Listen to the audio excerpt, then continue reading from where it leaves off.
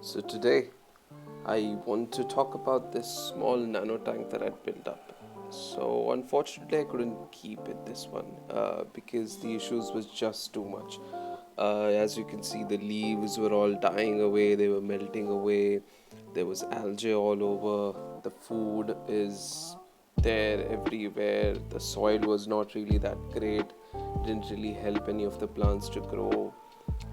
This filter, instead of having the filtration outside, it just does this bubbly thing where it doesn't really help. It creates this irregular motion on top of the tank that creates these small droplets of water that get on everywhere. So I decided to upgrade a little bit. Here is the Tropica substrate that I got. This is great for planting.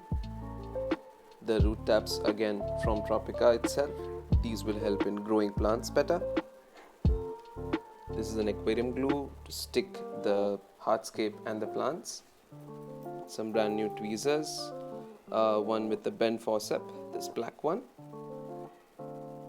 And this small little tweezer to help with the close plants.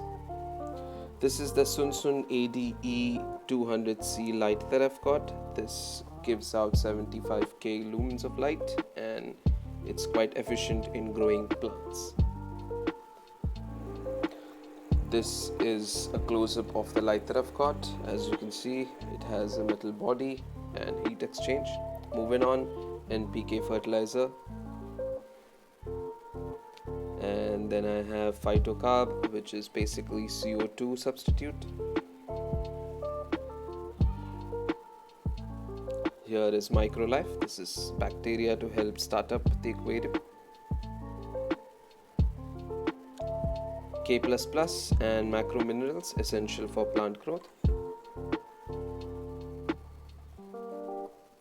This is plant health formula. This is micronutrients that the plant needs to grow. And this is a cheap white liquid. So this basically helps in removing chlorine. It's not really that effective, to be honest, but I still have it. So how did we come to this point? So the mess that you see started up like this. So this is a 60 by 20 by 30 centimeter tank. I am using isopropyl alcohol to clean up the tank from inside. Cleaning essentially ensures that any bacteria or any kind of debris that's caught up during transportation or just because the tank was laying around in the house for a few days. So I just cleaned that up. Outside you can pretty much do with Colin, it's completely fine. Just clean the surface up, just need to ensure that there are no smudges, oil or any fingerprints on the front glass, just to ensure that you always have a clean look. This is what I'm doing right now. Moving on, I add the old substrate. Now here is an important information. So this is substrate, basically this is a mix of the sand and the bad aqua soil that I had.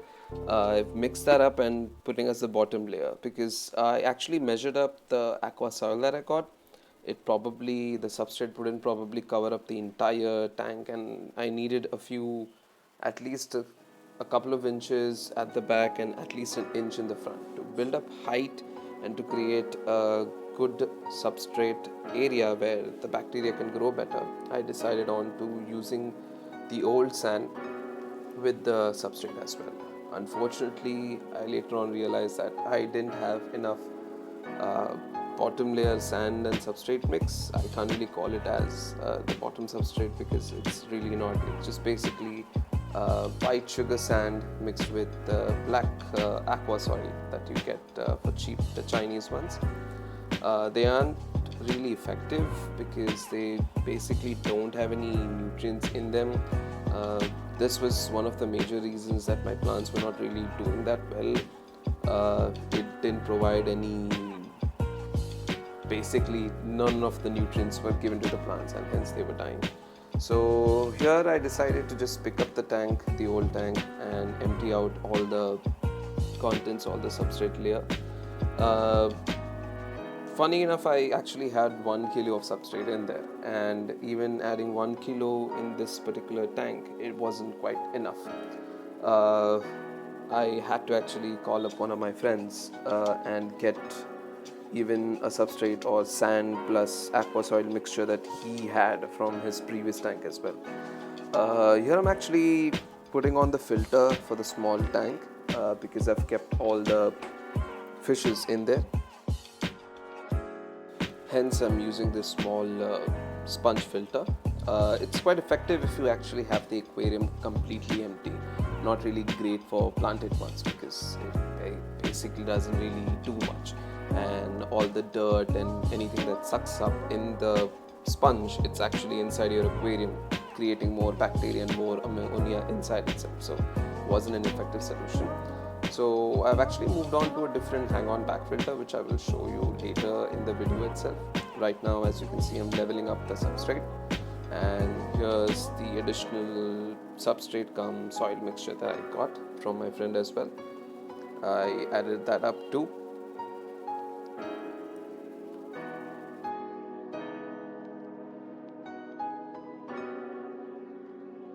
Here I'm actually leveling up the substrate layer. This I wanted to at least be half an inch, so the additional soil or the Tropica soil that I've bought could actually cover up the rest of the few inches. But actually that is the reason I had the mess that you saw from earlier. So how this works.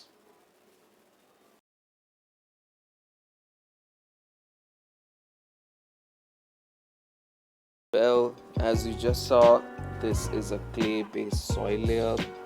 So the reason I actually put it in a bucket and added water, like if you see any YouTube videos, you soon realize that this is basically clay, like mud clay, like clay, which, so I actually drenched it because I wanted to skimp out all this debris that floats up.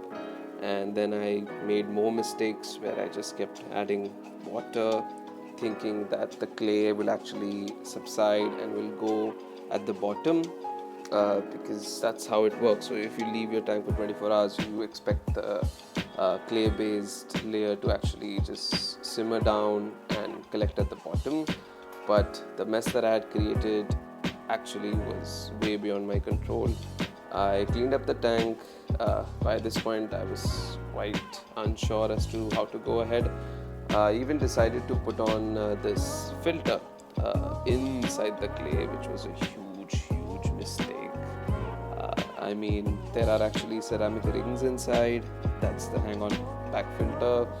The flow is quite nice. I would say it says 600 liters per hour, but I would say it just does around 100 liters per hour. But this was a good filter for this tank. I'm expecting to upgrade it, but as of now this works great. As you can see, all that clay soil is getting in the filter, so I turned it off and I'm just test fitting the light at this point. It's quite late in the night and I wasn't sure what to do here, so I just test fit everything, hoping that slowly and steadily this layer of clay will subside through the night. But as it turns out, it really didn't turn out this way. You will see that this is what 6 hours got me. Not really that great. You can see that the clay is collecting at the bottom, however it wasn't doing any great. At this point I had completely given up, but I calmed myself down, collected my thoughts, and we reached here. So what I've done is that completely emptied out the water, got like 1 kg of sugar sand, and I put it on top, done a bit of the hardscape and the plants that were there in the small tank were quickly transferred on over. As you can see, the sand basically helps from the clay getting dissolved in the water. So it looks cloudy right now, that's because it's new sand, so it creates a little cloudiness. But yeah, you can see this is how it turned out to be. I added a few more plants, I added a few of the hardscapes, lava rocks basically, and I've got around 12 shrimp. So these are also Neocardinia shrimp. yellow and red ones. Here what I'm doing is just poking small holes in the bag so that the aquarium water can be transferred inside and out, and the temperature and the parameters become quite equal. I took the advice of Green Aqua where they say that if there is something infectious in the water, there is no way that your fish will not end up with the same kind of bacteria on their skin as well. So it doesn't make sense to do a whole transfer and have like a dedicated bucket outside.